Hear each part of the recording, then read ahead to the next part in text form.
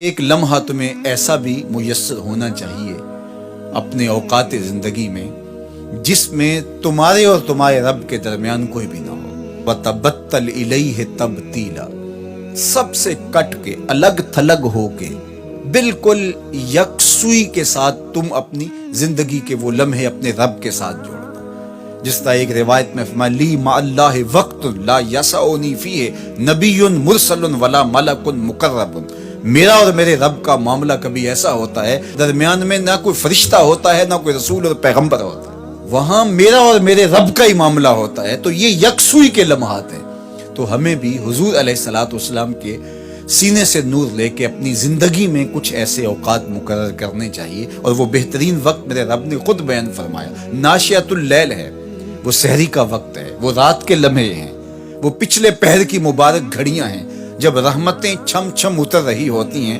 اور اللہ کی رحمتیں بندے کا استقبال کر رہی ہوتی ہیں۔ تو اس وقت اگر اللہ کے حضور کھڑے ہو کے ربط قائم کیا جائے تو وہ اللہ کے ساتھ جڑنے کا بہترین وقت ہے۔ اور نماز میں تبتل ہو، جب ہم نماز پڑھ رہے ہوں تو مکمل انہماک رب کے ساتھ ہو۔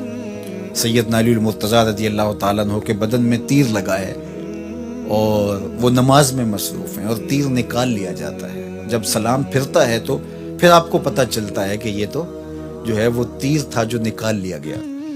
تو یہ انہماک ہے، رب کے ساتھ انہماک۔ اور وہ فرمایا گیا حدیث جبریل میں کہ اپنے رب کی اس طرح عبادت کرو کہ گویا تم اسے دیکھ رہے ہو، اور اگر یہ کیفیت پیدا نہیں ہوتی تو کم از کم یہ کیفیت تو ہو کہ وہ تمہیں دیکھ رہا ہے۔ فاتخذہ وکیلا، اور اسی کو کارساز بناؤ، اسی پر توکل، اسی پر بھروسہ، اپنے امور اسی کے سپرد کرو۔ جب اپنے امور اپنے رب کے سپرد کرنے کا مزاج پیدا ہو جاتا ہے، زندگی سوکھی ہو جاتی ہے۔ تدبیر کریں، اس کے لیے حکمت عملی ضرور آپ وضع کریں، لیکن کچھ کام کر کے اللہ پہ چھوڑ دیں۔ اور توکل بھی یہی ہے کہ آپ گھٹنا بھی باندھیں اور سپرد اللہ کے کر دیں، اسی کی طرف سے کام ہوتے ہیں اور وہی کارساز حقیقی ہے۔